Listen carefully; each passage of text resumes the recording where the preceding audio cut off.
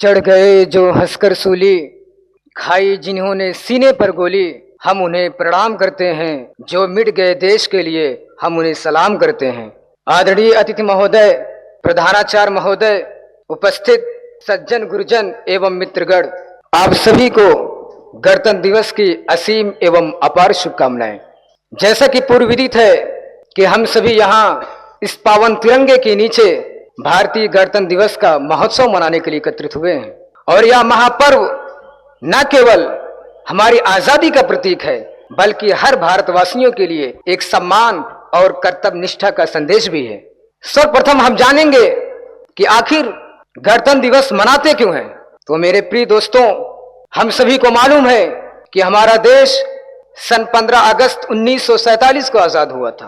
परंतु आजादी मात्र प्राप्त कर लेने से देश आगे नहीं बढ़ सकता, बल्कि देश को सही दिशा में लाने के लिए, देश को आगे बढ़ाने के लिए, देश को चलाने के लिए, देश को अग्रसर करने के लिए एक सशक्त कानून और संविधान की आवश्यकता होती है।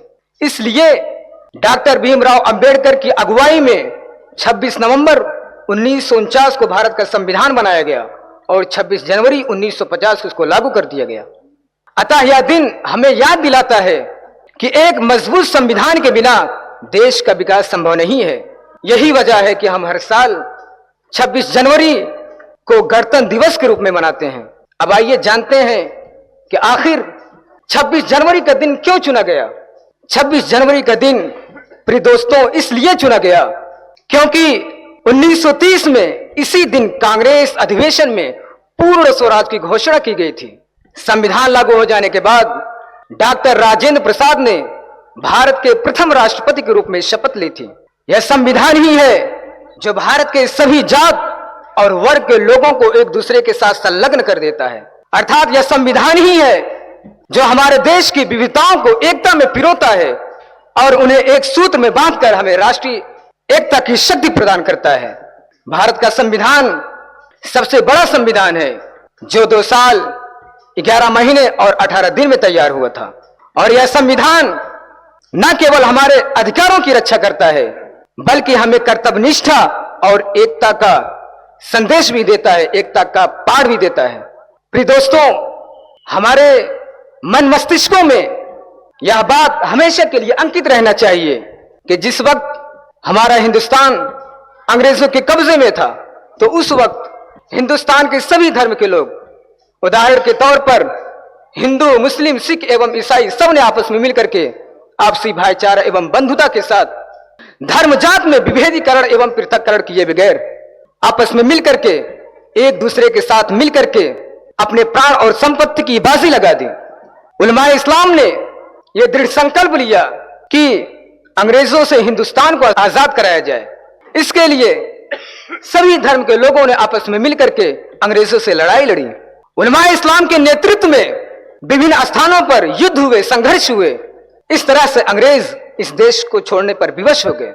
1857 में जब उलमाए इस्लाम ने अंग्रेजों के विरुद्ध युद्ध का फतवा जारी कर दिया, तो उस वक्त अंग्रेजों ने मिलकर के हजारों की संख्या में उलमाए इस्लाम को फांसी दे दी और यहां तक कि उनके सरों को वृक्षों पर लटका दिया और सैकड़ों की संख्या में शेष जो अन्य लोग थे उन्हें काला पानी की कठोर सजा दी।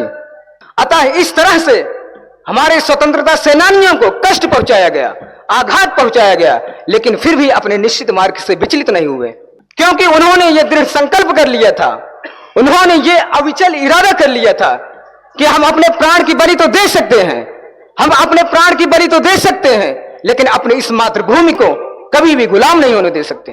उनके इसी वीरता का वर्णन करते हुए किसी ने क्या खूब कहा है, कांटों पर चले पर रुके नहीं, दुश्मन के आगे कभी झुके नहीं, जान लुटा दी पर वचन निभाया, देश को गुलामी से मुक्त कराया, देश को गुलामी से मुक्त कराया।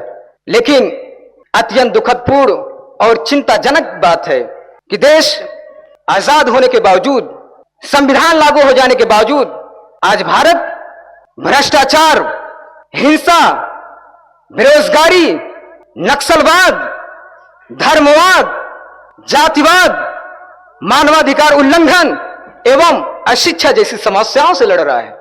और इन समस्याओं को खत्म करने के लिए इन समस्याओं को जड़ से नष्ट करने के लिए हम सभी को एकत्रित होना पड़ेगा, तभी जाकर के हम इस बीमारी को खत्म कर सकते हैं।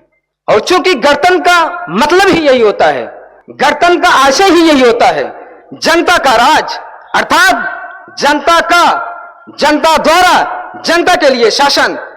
यानी गणतंत्र सिर्फ एक राजनीतिक इकाई नहीं है, बल्कि एक जीवित सांस लेने वाला विचार है, जिसमें करुणा भी सम्मिलित है, जिसमें दया भी सम्मिलित है, जिसमें सहानुभूति भी सम्मिलित है, जिसमें प्रेरणा और परिवर्तन की शक्ति भी सम्मिलित है, जिसमें प्रेम का सागर भी सम्मिलित है, जिसमें एकता की शक्ति भी सम्मिलित है, जिसमें हर दिल की चाह भी सम्मिलित है। क्योंकि मजहब नहीं सिखाता आपस में बैर रखना, हिंदी है हम वतन है हिंदोस्तां हमारा।